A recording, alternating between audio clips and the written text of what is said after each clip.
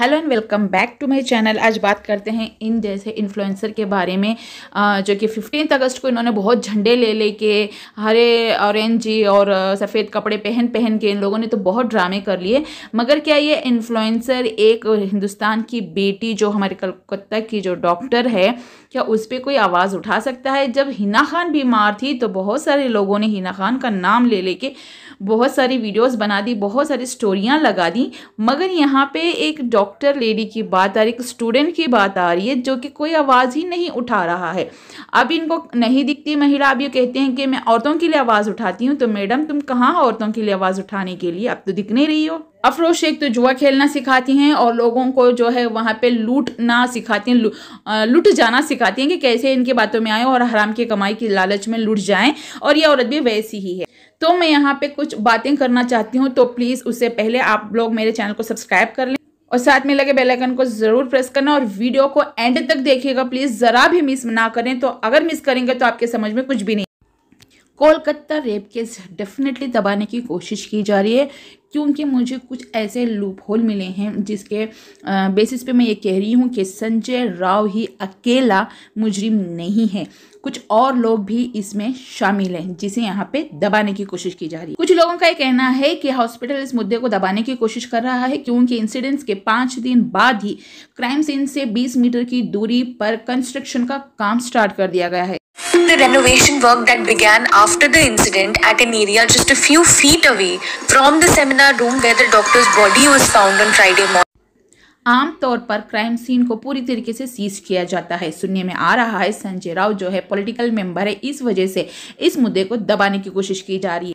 इसीलिए मैं बंगाल सरकार और बंगाल की पुलिस से आज कुछ सवाल करना चाहती हूँ कि जो इससे क्लियर हो जाता है कि इस केस में कुछ मेजर टेम्परिंग ऑफ एविडेंस हैं। इसे समझने के लिए हमें कहानी को टाइम बाय टाइम समझना पड़ेगा। 9 अगस्त को आरजे कर government medical college and hospital में एक 31 ईयर्स की महिला डॉक्टर जो कि पीजी सेकेंड ईयर में थी, उनका सेमिनार हॉल में रेप करके बुरी तरीके से मर्डर कर दिया गया। विक्टिम की हालत ऐसी थी, आंख से खून आ रहा था, मुंह से खून आ रहा था और उनके प्राइवेट पार्ट से खून आ रहा था, वो भी बिना कपड़ों की हालत में वो पाई गई। हादसे की रात विक्टिम को 36 घंटे की ड्यूटी मिली थी, जिसमें वहाँ पे हॉस्पिटल में पेशेंट को डे एंड नाइट की वहाँ पे केयर करना पड़ेगा और पेशेंट की देखभाल के लिए हॉस्पिटल में ही रहना पड़ता है और वहीं पे नहाना धोना खाना पीना सब कुछ उनको वहीं पे करना पड़ता है। उस रात भी 24 घंटे की ड्यूटी करने के बाद विक्टिम और विक्टिम के 4 कलीग्स डिनर करने के लिए एक जगह बैठे। डिनर करने के बाद उन्होंने नीरज चोपड़ा की मैच देख रहे थे। मैच देखने के बाद करीबन 3 बजे सब लोग अपनी ड्यूटी पे वापस लग गए, लेकिन विक्टिम डॉक्टर लगातार ड्यूटी के बाद थोड़ी देर आराम करने के लिए उसी हॉस्पिटल के सेमिनार हॉल में सो गई। इसके बाद रिपोर्ट के हिसाब से तकरीबन 4 बजे संजय राव सेमिनार हॉल में एंट्री करता है, जिसने विक्टिम का बुरी तरीके से यहाँ पे असॉल्ट किया, फिर उसका रेप किया, उसको बुरी तरीके से मारा पीटा और तकरीबन 3 से 5 के बीच विक्टिम की मौत हो गई। फिर कुछ 7:30 बजे के करीब बॉडी को जो है यहाँ पे डिस्कवर किया गया डॉक्टर की, मगर यहाँ पे सबसे पहले किसने देखा ये अभी तक नहीं रिवील किया। सेमिनार हॉल में बॉडी तो 7:30 बजे मिली, मगर इनके पेरेंट्स को ठीक 3 घंटे बाद यानी 10:30 बजे इन्फॉर्म किया गया। फिर उसके बाद 3 घंटे तक वेट कराया गया और उनकी बेटी को बॉडी को उनको देखने तक नहीं दिया गया। एक पेरेंट्स जिनकी बच्ची 31 इयर्स ओल्ड की ऐसी खत्म हो जाती है, उनको 3 घंटा खड़ा रख। उनके पेरेंट्स हाथ जोड़ते रहे, एडमिनिस्ट्रेशन से रिक्वेस्ट करते रहे कि उनकी बेटी को एक बार देखने दीजिए। ये हाथ जोड़ती रही, माँ बाप हाथ जोड़ते रहे, हमें एक बार दिखाओ, हमारी बच्ची का मुंह एक बार दिखाओ। हमको नहीं दिखाया गया। फिर पूरे 3 घंटे बाद जब पेरेंट्स को विक्टिम की बॉडी देखने को मिली तो वहाँ पे बॉडी इस कंडीशन में थी कि जिस्म पे एक कपड़ा तक नहीं था और she was bleeding from eyes mouth and private parts. इस हालत में कोई भी पेरेंट्स अपनी बच्ची को देखना नहीं चाहेंगे। बॉडी ऑफ द गर्ल जिसके मुंह में खून था, बच्ची का शरीर में कोई कपड़ा नहीं था, पैर दोनों राइट एंगल में मिला। मतलब बॉडी को इस तरीके की हालत में देखकर कोई भी पहली ही बार ये कह देगा cold murder and rape case है, मगर यहाँ पे हॉस्पिटल को ये सुसाइड केस साबित करना है और सुसाइड केस बोलकर रातों रात रफा दफा करना चाहता था हॉस्पिटल। अगर यहाँ पे मेरा एक सवाल है कि इस रेप केस को हॉस्पिटल वालों ने सुसाइड केस करके क्यों रफा दफा कराया गया, और मेरा दूसरा सवाल ये है इन 3 घंटों में क्या कोई एविडेंस को मिटाने की कोशिश कर रहे थे या हॉस्पिटल एडमिनिस्ट्रेशन किसी को बचाने की कोशिश कर रहा था। और यहाँ पे मेरा नेक्स्ट सवाल ये है, और सबसे शर्मनाक बात ये है कि हॉस्पिटल के प्रिंसिपल ने बिना कुछ छानबीन किए यहाँ पे ये डिक्लेयर कर दिया है कि जो विक्टिम डॉक्टर है उसको साइकोसिस की एक बीमारी है जिसके चलते उसने सुसाइड कर लिया। आखिर ऐसा क्यों? प्रिंसिपल को इतनी जल्दी ये वर्ड बोलने की जरूरत क्या थी? क्या हॉस्पिटल के कुछ लोगों को यहाँ पे बचाने की कोशिश की जा रही है? विक्टिम के पेरेंट्स जो है हॉस्पिटल पे लगा रहे हैं, क्योंकि इतना सब कुछ होने के बाद भी हॉस्पिटल कैसे ना कैसे करके इस केस को दबाना चाहते हैं और लोगों को खामोश कराना चाहते हैं। जब ये बात हॉस्पिटल के बाकी डॉक्टर्स को पता चली तो वो लोग फौरन प्रोटेस्ट पर उतर आ गए, जिसके चलते ऑल इंडिया में ये पूरी तरीके से सोशल मीडिया के थ्रू वायरल हो गई और ये सब कुछ सबको पता चला। यहाँ पे पोस्टमार्टम तो होना ही था। जैसे ही पोस्टमार्टम रिपोर्ट आई तो केस और ज्यादा कॉम्प्लिकेशन हो गया।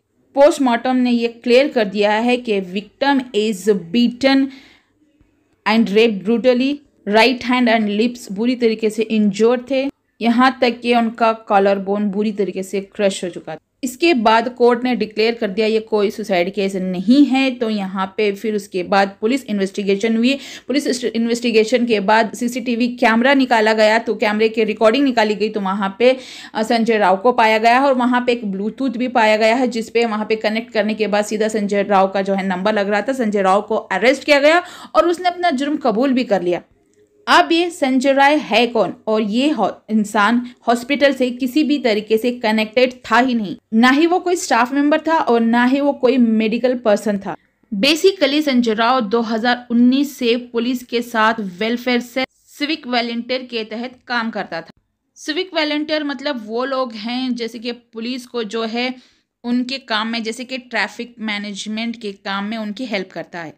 इसके बावजूद बेसिकली रिपोर्ट के तहत ये कहा गया है कि संजय राव जो है कोलकाता पुलिस की टी शर्ट पहनता था और उसकी बाइक पर भी कोलकाता पुलिस का एक नेम प्लेट भी लगा था। और मेरा नेक्स्ट सवाल ये है कि जब कोई पेशेंट के रिलेटिव्स को भी मिलना होता है हॉस्पिटल में तो वहाँ पे वॉचिंग आवर्स के टाइम पर ही मिलना होता है, मगर रात के 4 बजे संजय राव को बिना किसी रोक टोक के डायरेक्ट परमिशन कैसे मिल गई? कोई वॉचमैन वहाँ पे रोका नहीं इसको। और नेक्स्ट सवाल यह है कि इस पूरे सीन की फुटेज जो सीसीटीवी फुटेज है वो क्यों रिवील नहीं करवाया जा रहा है? और तो और सिर्फ 5 दिन बाद ही क्राइम सीन के 20 मीटर की दूरी पर वहां पे रिनोग्रेशन का काम शुरू करवाया गया है और सबसे बड़ी बात यह है कि पुलिस भी वहां पे मौजूद है। आम तौर पर किसी भी क्राइम सीन को दूर दूर तक सीज कर दिया जाता है, मगर इस केस में ऐसा बिल्कुल भी नहीं है। ये जानते हुए भी कि वहां पे इतना बड़ा जो है इंसिडेंट हुआ है तो कंस्ट्रक्शन का काम चालू करने की परमिशन किसने दी इनको? या ये कोई चालाकी है कि डिस्ट्रॉय द एविडेंसेस? मगर वहां के डॉक्टर्स तो यही क्लेम कर रहे हैं।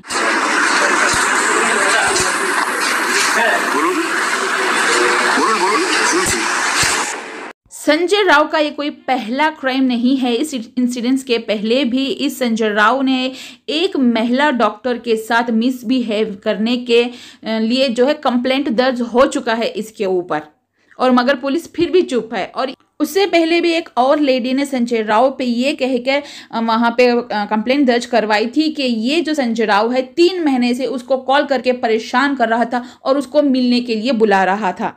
उस लेडी का एलिगेशन ये था कि संजय राव ने आरजे मेडिकल कॉलेज से ही उस लेडी को कांटेक्ट किया था और मेडिसिन लेने के बहाने पे उसको बार बार वहाँ पे कॉल करके बुलाता था।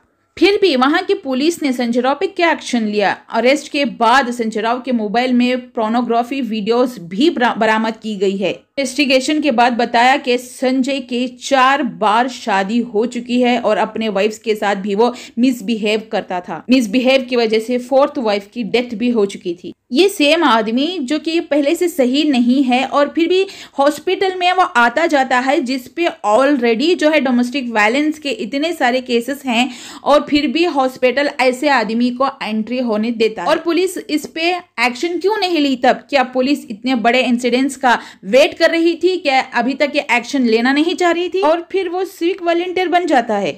ऐसे गवर्नमेंट लेवल के जॉब्स के लिए कोई बैकग्राउंड चेक नहीं होता है क्या?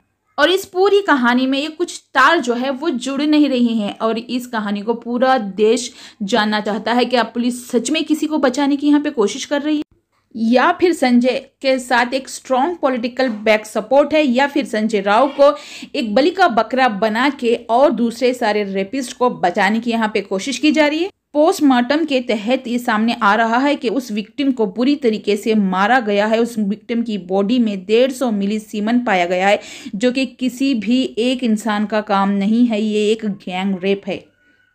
कैंडल मार्च तो चालू है, लोग ये सब कर रहे हैं। आपको पता है निर्भया केस में भी सेम ऐसे ही हुआ था, 7 साल बाद सजा मिली थी। हालांकि पकड़े भी गए थे लोग जो भी रेपिस्ट थे, मगर हमारा कानून में इंसाफ तो मिला, मगर देर से इंसाफ मिला। क्या इस केस में भी ऐसे ही होने वाला है? तो अभी मेरा ये कहना है कि जितने भी इन्फ्लुएंसर लोग हैं सभी लोग आवाज़ उठाएं, सभी लोग वीडियोस बनाएं, सभी लोग बोलें, ताकि उनको देखने की पब्लिक भी ये आवाज़ उठाए। जितने लोगों को ट्विटर हैंडल है सब लोग ट्विटर हैंडल पे भी ये न्यूज़ चलाएं, हैशटैग लगवाएं।